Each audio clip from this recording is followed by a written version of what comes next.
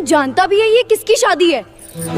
मैंने उसे पूरे 20 लाख रुपए दिए थे, ऐन वक्त पर वो क्यों नहीं आ रहा? आज मेरी बेटी की शादी है, अगर गायक नहीं आया तो मेरी इज्जत मिट्टी में मिल जाएगी। अगर तूने गाना गा दिया और सबको चुप करा दिया तो मैं तुझे 10 करोड़ दूंगा। शहर की सबसे बड़ी शादी थी। नाम ऐसा कि सुनते ही लोग सीधा खड़े हो जाएं, राघव सिंघानिया। करोड़ों का कारोबार, अखबारों में फोटो, और आज उसकी बेटी की शादी।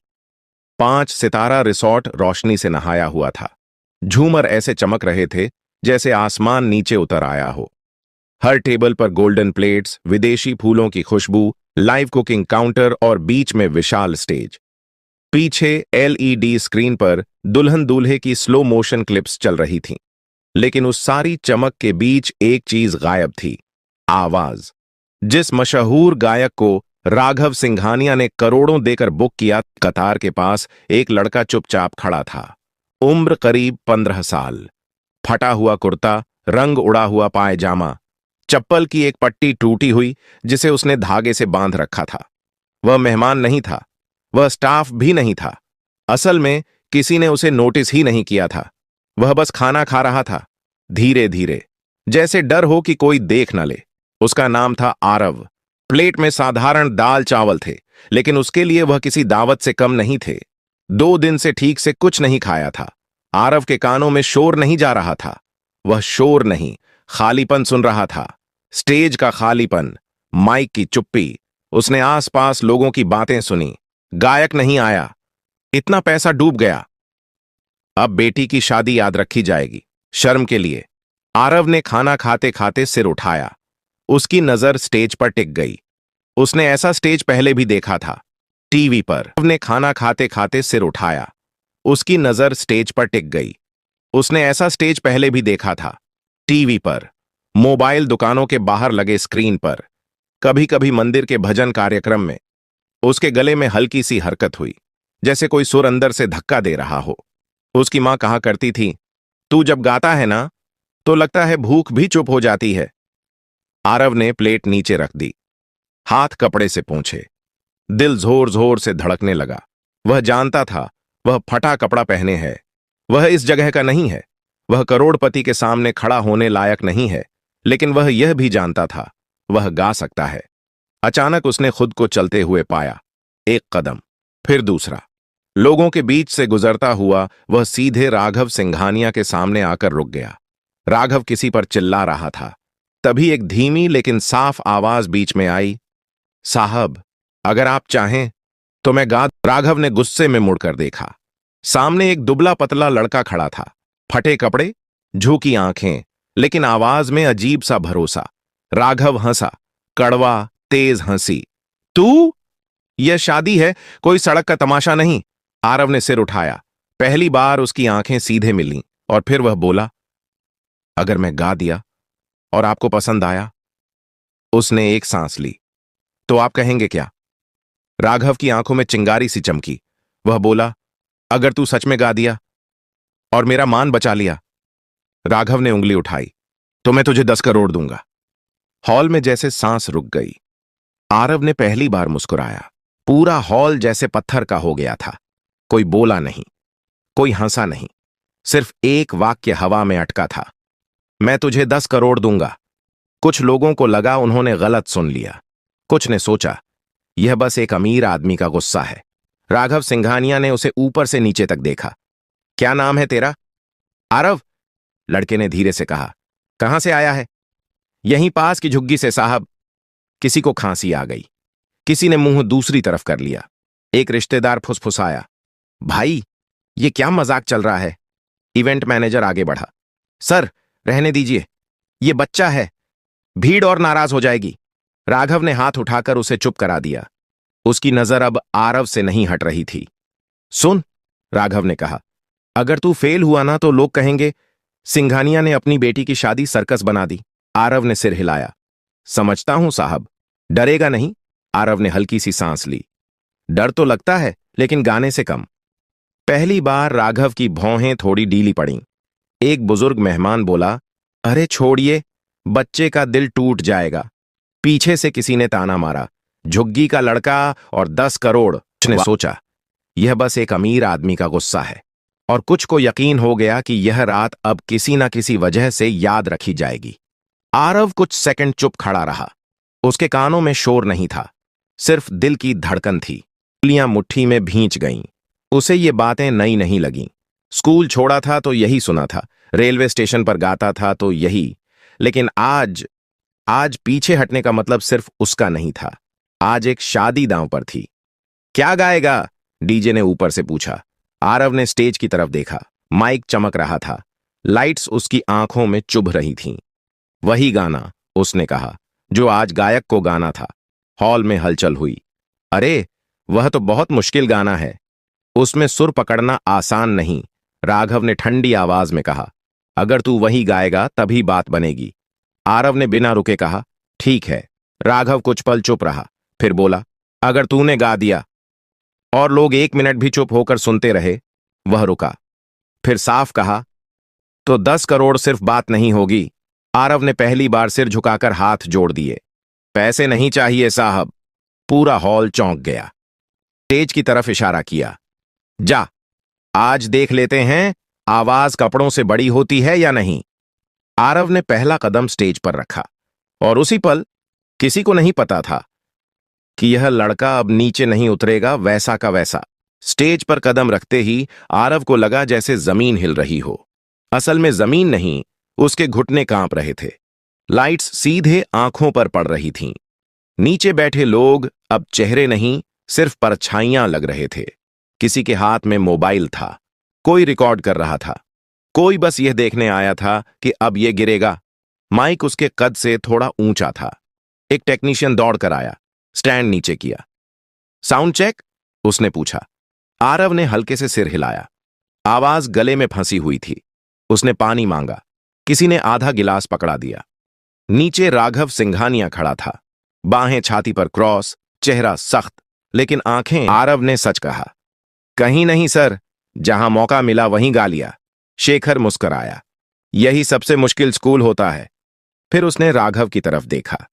यह लड़का कच्चा है, उसने साफ कहा, लेकिन इसमें वो है जो अकादमी नहीं सिखा सकती। राघव ने सिर हिलाया। तो आप संभालेंगे? शेखर ने बिना रुके कहा, अगर यह बच्चा चाहे। पूरा हॉल यह बातचीत सुन रहा था। आरव को लग रहा था जैसे बातें किसी और के बारे में हो रही हों।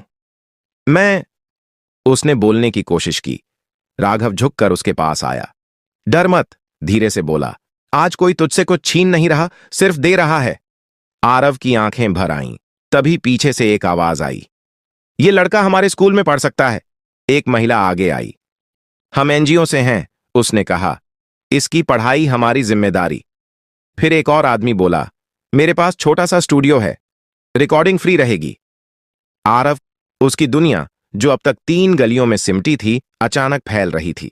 राघव ने माइक उठाया। आज एक बात साफ हो गई, उसने कहा, टैलेंट को मंच नहीं मिलता तो मंच बेमतलब हो जाता है। फिर उसने आरव के कंधे पर हाथ रखा। और 10 करोड़? हल्की मुस्कान के साथ बोला। हॉल फिर चुप हो गया।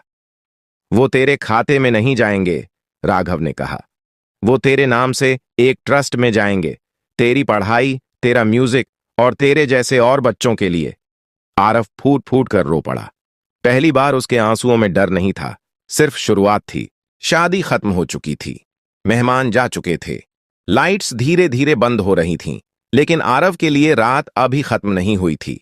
वह स्टेज के पीछे एक कुर्सी पर बैठा था। पैर जमीन तक ठीक से नहीं पहुंच रहे थे। हाथों में वही पुराना रुमाल जिससे वह अक्सर पसीना पोंछता था या मां के लिए सब्जी बांधता था, अब उसी रुमाल से गया। नहीं साहब, मां को अच्छा नहीं लगेगा, राघव ने नरमी से कहा। इज्जत से रहना किसी एहसान से कम नहीं होता। कुछ देर बाद आरव को उसकी मां के पास ले जाया गया। वह घबरा गई थी। तूने कुछ गड़बड़ तो नहीं कर दी? आरव ने सिर हिलाया। नहीं अम्मा, मैंने गाया। उसकी मां ने बेटे को देखा, फिर रो पड़ी। तेरे बाप ने कहा था, उसने कांपती आवाज में कहा, कि एक दिन तेरा गाना हमारा सिर ऊंचा करेगा। उसी सुबह आरव को नए कपड़े दिए गए, लेकिन उसने पुराने कपड़े फेंके नहीं। ये मुझे याद दिलाते हैं, उसने कहा, कि मैं कहां से आया हूं। राघव ने पहली बार किसी करोड़पति की तरह नहीं, एक इंसान की तरह सिर झुकाया। कहीं दूर वही गायक, जो पैसा लेकर नहीं आया था, अब सफाई दे रहा था। और यहां एक 15 साल का लड़का अपनी नई जिंदगी में पहला कदम रख रहा था। 3 हफ्ते बीत चुके थे। वह अब गेस्ट हाउस में रहता था। सुबह स्कूल जाता, शाम को म्यूजिक एकेडमी। कमरा साफ था, बिस्तर मुलायम, लेकिन कई रातें वह सो नहीं पाता था। उसे लगता था यह सब सपना है। घूरते और सपने अक्सर कुछ जलन से, कुछ जिज्ञासा से। यही है वो वायरल लड़का। इसे तो फ्री में सब मिल रहा है, किस्मत देखो यार। आरव चुप रहता। वह जानता था यह मौका दोबारा नहीं मिलेगा। लेकिन असली झटका एक शाम को लगा। शेखर सर ने क्लास रोक दी। आरव, उन्होंने कहा, कल तुम्हारा ऑडिशन है। ऑडिशन? आरव घबरा गया। एक बड़ा म्यूजिक प्रोजेक्ट है। शेखर बोले, लाइव नहीं, रिकॉर्डिंग। कोई ताली नहीं, कोई भीड़ नहीं। आरव का गला सूख गया। वहां सिर्फ आवाज चलेगी, शेखर ने साफ कहा। और वहां लोग कहानी नहीं सुनते, परफेक्शन सुनते हैं। रात को आरव ने खाना नहीं खाया। वह छत पर बैठा रहा। नीचे शहर की आवाजें थीं, ऊपर उसके सवाल। अगर आज वह फेल हो गया तो? अगर लोग कहें एक दिन का चमत्कार था? उसकी मां चुपचाप उसके पास आकर बैठ गई। डर लग रहा है? उसने पूछा। आरव ने सिर हिलाया। आरव ने आंखें बंद कीं। इस बार कोई भीड़ नहीं थी, कोई राघव नहीं, कोई तालियां नहीं, सिर्फ वह और उसकी आवाज। पहली टेक खराब गई, दूसरी भी। पीछे से किसी ने कहा, वायरल लड़के से यही उम्मीद थी। आरव का दिल बैठ गया। शेखर ने इंटरकॉम बंद किया। अंदर आकर बस इतना कहा, भीड़ के लिए मत गा, अपने लिए गा। तीसरी टेक में आरव ने सांस ली और सब कुछ भूल गया।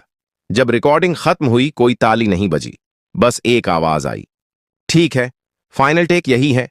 आरव बाहर निकला। उसके पैर भारी थे। उसी शाम राघव का फोन आया। पास हो गया? उन्होंने पूछा। आरव ने धीरे से कहा, हां। फोन के दूसरी तरफ बस एक वाक्य था, अब कहानी शुरू हुई है बेटा। आरव ने आसमान की तरफ देखा और पहली बार उसे डर नहीं लगा। 1 साल बाद वही शहर, वही लोग, लेकिन वही आरव नहीं। रेडियो पर एक नई आवाज बज रही थी। कोई नाम नहीं बताया गया था। नया सिंगर, पहली रिकॉर्डिंग। चाय की दुकानों पर लोग रुक गए। ऑटो में बैठे ड्राइवर ने वॉल्यूम बढ़ा दिया। किसी ने कहा, आवाज सुनी है, कुछ अलग है। उस आवाज में चमक नहीं थी, सच था। शेखर ने फोन पर सिर्फ इतना कहा, अब लोग तुझे ढूंढेंगे। और सच में ढूंढा गया। इंटरव्यू आए, स्टेज शो आए, नाम आया, आरव। हर जगह वही सवाल, आपको पहला मौका कैसे मिला? आरव हर बार वही जवाब देता, एक शादी में, जहां मैं सिर्फ खाना खाने गया था। लोग हंसते, उन्हें लगता कहानी बनाई है। लेकिन राघव सिंघानिया जानते थे, उनकी बेटी जानती थी, और वह खाली स्टेज भी जानता था। एक दिन आरव फिर उसी हॉल में खड़ा था। इस बार फटे कपड़ों में नहीं, साधारण कुर्ते में, आंखों में आत्मविश्वास। वह गाने आया था, बिना फीस, बिना शर्त। स्टेज पर चढ़ते वक्त उसने नीचे देखा। किचन के पास कुछ बच्चे चुपचाप खड़े थे, काम करने वाले, जैसे वह कभी था। आरव ने माइक पकड़ा और बोला, अगर आज यहां कोई बच्चा है जिसे लगता है उसकी आवाज कोई नहीं सुनेगा, तो ये गाना उसके लिए है। उसने गाया, और इस बार हॉल सिर्फ सुन नहीं रहा था, समझ रहा था। गाना खत्म हुआ, तालियां आईं, लेकिन आरव ने हाथ उठाकर रोक दिया। वह स्टेज से नीचे उतरा, सीधे उन बच्चों के पास गया। कौन गाना चाहता है? उसने पूछा। एक छोटा सा हाथ उठा। आरव मुस्कुराया, माइक आगे बढ़ाया, क्योंकि कुछ कहानियां यहीं खत्म नहीं होती, वे यहीं से दूसरों के लिए शुरू होती हैं। अगर आपको यह कहानी पसंद आई हो तो लाइक करें, ऐसी ही कहानियों के लिए सब्सक्राइब करें, अपने दोस्तों के साथ शेयर जरूर करें, और कमेंट में बताइए कि आप कहां रहते हो, शहर, गांव, राज्य। आपका एक कमेंट अगली कहानी की वजह बन सकता है।